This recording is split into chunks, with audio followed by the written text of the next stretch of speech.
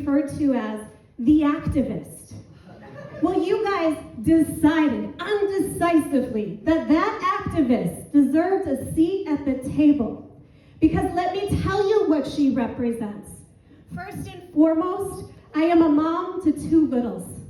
And man, do I empathize with the single mom or the parent that is struggling, who is working more than one job, because as a kid, I so frequently looked at my mom and missed her so much and said, why can't one job be enough?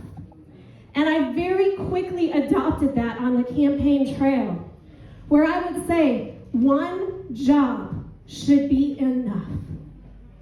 And I want to tell you the activist that you elected. She's a UCF PhD faculty member that specializes in tourism economics to help alleviate poverty.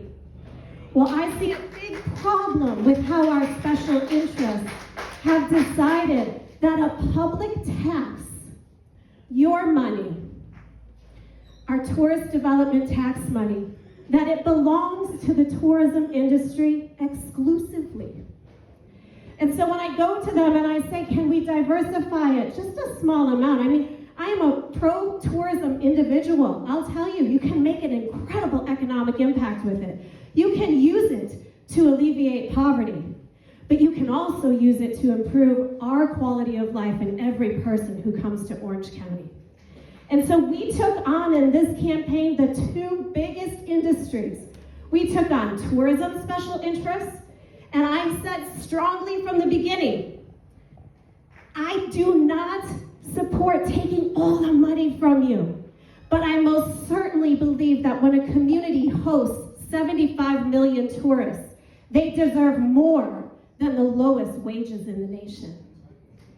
And so the activist that you all elected was a UCF professor who was sitting in the stands, watching people walk across the stage, my students, and thinking in my head, I would never want to graduate my 4-year-old or my 7-year-old into the nation's lowest wage economy. And I sat a little longer when I recognized one of my students walking across that stage, and I said, I would never want to graduate anyone's child into the lowest wage market.